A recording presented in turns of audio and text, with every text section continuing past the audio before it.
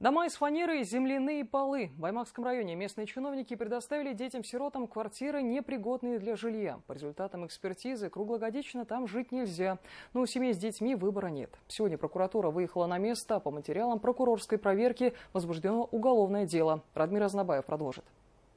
Просто здесь ОСБ обшитый, а внутри ничего нету, пустота. Стены из фанеры, постоянные протечки и полы из щебенки явно не то, что дети-сироты ждали в очереди не один десяток лет. В таких условиях живут Хундияровы с двумя маленькими детьми, а в доме нет ни воды, ни санузла. Местные власти обещали решить проблему еще в 2017 году, когда сдавали жилье. Обещанного молодые супруги ждут уже более 3 лет. Получается, я пробурил скважину, и получается мы со скважины набираем в бачок и заносим домой. Так, санузел? Санузел у нас на улице. Получается, я новый построил, прокопал, и там глубина была 30-40 сантиметров, это максимум. Получается, весной все смывало. Когда дом получали, нам сказали, что вон там вот будка стоит, там колодец будет. Посмотрите, там вообще ничего нету. В такой же ситуации и мать-одиночка с годовалым малышом Алина Бурибаева. Сюда женщина заселилась только в этом году. Но грезы о новоселье разбились о холодные полы в прямом смысле этого слова. Ведь, как выяснилось, линолеум в доме был уложен чуть ли не на землю. Мы сами привели воду, так как я беременная была, ребеночка ждали. Для удобства привели воду, и когда вскрывали полы, мы их утеплили. И когда мы вскрыли полы, там обнаружилась, то есть вот земля, там сантиметров 10, и начинается уже пол. Сверху лежит мешок этот хозяйственный же есть. Он лежит, фанера и линолеум, и все. То есть мы еще дополнительно слой фольгоизола постелили, чтобы было более-менее тепло. Потому что ребенок уже ползает, и на полу вообще холодно.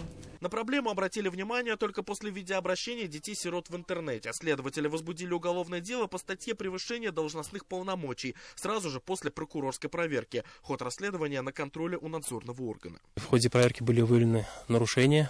По этим нарушениям прокуратуру было внесено в адрес администрации муниципального района Баймакский район представление об устранении указанных нарушений. Кроме того, в дальнейшем в ходе проверки были выявлены и другие обстоятельства, в результате которых для решения вопроса об уголовном преследовании должностных лиц администрации и предпринимателей прокуратурой в Следственный комитет направлены материалы для решения вопроса об их уголовном преследовании.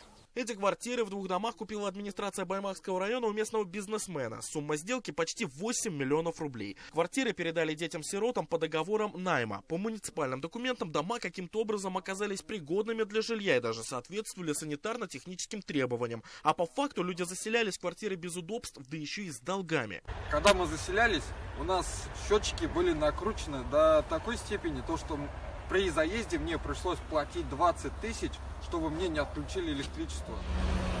А мне 60 даже. Там у нас 50.